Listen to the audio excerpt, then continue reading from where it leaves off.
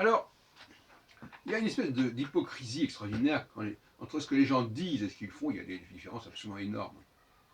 On nous dit que c'est une société, que nous sommes une société qui vise à l'égalité, et l'on voit au niveau des comportements de sociabilité le contraire. On voit que les gens aiment se regrouper entre eux.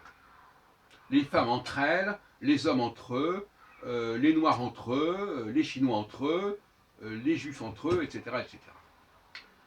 Donc, il y a là un problème. Alors, quand je dis que les hommes se retrouvent entre eux, ça ne veut pas forcément dire qu'ils sont homosexuels. Il y a beaucoup de groupes qu'on peut considérer. Par exemple, on peut prendre par exemple la Cinémathèque de Paris, à Bercy. Ce sont des sociétés totalement masculines. Je ne dis pas qu'il n'y a pas quelques femmes, mais les discussions, les groupes qui se constituent, les rapports de camaraderie, etc., c'est à 95% entre hommes. Bon. C'est ce qui fait la dynamique de la Cinémathèque. Ça ne veut pas dire qu'ils soient homosexuels, mais ça veut dire qu'ils sont une sorte de confort particulier, qui n'est pas forcément conscientisé totalement, à être ensemble. Et dans le groupe que j'ai animé à une époque au McDonald's de la rue de Rivoli, qui a donné lieu à toute une série pendant 8 mois, je sais pas, de café philo McDo, il y avait que des hommes. Donc là aussi, alors ça n'est pas dit clairement. Alors si on demande mais pourquoi c'est comme ça, ah ben c'est comme ça.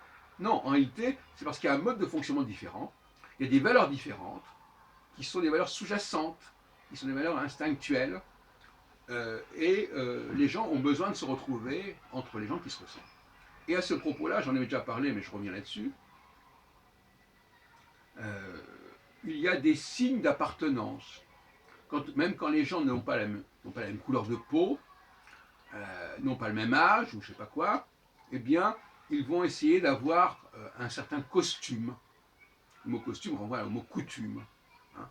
C'est-à-dire quelque chose, un air général de ressemblance, un air de famille, si on peut dire. Hein. Ça peut être, par exemple, le fait de se percer le nez, les narines, je ne sais pas quoi. Bon. Une certaine façon de parler aussi, un certain langage, un certain argot. Tous les signes possibles qui vont faire que le groupe va s'identifier et par conséquent va se distinguer et se différencier des autres groupes. Et donc finalement, quand on nous parle de similitudes, les similitudes, elles sont au sein d'un groupe donné, mais elles ne sont pas au sein de la société tout entière. Et donc par conséquent, il ne faut pas rêver, il ne faut pas être utopique. On ne peut pas exiger d'une société d'être uniforme. Absolument pas. D'autant plus que ce sont des pratiques qui sont plus ou moins mécaniques, qui sont des automatismes. Et même un touriste qui arrive en France, il continue à parler dans sa langue, et à penser dans sa langue. Il ne va pas s'immerger dans un autre pays. Et même un immigré qui arrive en France, il ne va pas s'immerger en France, il va en réalité retrouver des gens de même origine. Et il va manger de la même façon qu'avant.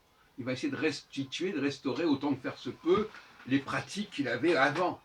Parce que c'est celles-là auxquelles il est habitué. Et quand les gens doivent changer radicalement leur façon de faire, ils s'appauvrissent. Ils ont l'impression de régresser. Ils ont l'impression de recommencer à zéro. Et ça correspond. Alors, effectivement, il y a quelqu'un qui a. Alors, je reviens sur la théorie des cycles que j'ai développée. Si on a une conception du cycle très court, on peut se reformater assez rapidement. C'est pour ça que les femmes sont souvent dans l'exogamie, c'est-à-dire qu'on les envoie s'adapter ailleurs. Donc, voilà. L'homme, lui, il n'a pas le même processus d'adaptation que les femmes. C'est pour ça qu'il vit dans son pays et on ne l'exporte pas comme on exporte les femmes. C'était notamment le cas pour les princesses, qui étaient tout le temps toujours exportées vers d'autres pays, pas les princes. Et par conséquent, on ne peut pas demander aux gens de renoncer à leur savoir-faire. C'est pas possible. Parce que le savoir-faire, ça leur a coûté du temps, ça a pris des gens. Et puis en plus, et je le dis toujours, l'égalité exigerait de tout recommencer à zéro, que tout le monde recommence à zéro, pas seulement les immigrés. Il faut qu'on fasse un nouveau. C'est pour ça que sous la Révolution française, on parlait d'égalité, parce qu'on changeait complètement les règles. Mais quand on change les règles au moment où ça a changé, tout le monde était à égalité, mais une fois que les règles sont instaurées et ne bougent plus, eh bien, il y a ceux qui connaissent les règles et qui les ont reçues de leurs parents, et puis les gens qui arrivent et qui, eux, doivent découvrir des règles que les autres connaissent depuis longtemps. Donc on n'est plus dans l'égalité. Donc si on ne renouvelle pas constamment les règles du jeu, eh bien, l'égalité, elle fait long feu. Donc il ne faut pas avoir une position figée là-dessus. Il faut respecter les gens. Les gens, alors les hommes ne peuvent pas véritablement. Donc les hommes ne sont pas de bons immigrés. Les femmes sont bien meilleures immigrés que les hommes. C'est pour ça qu'elles sont beaucoup mieux acceptées dans la société d'accueil que les hommes.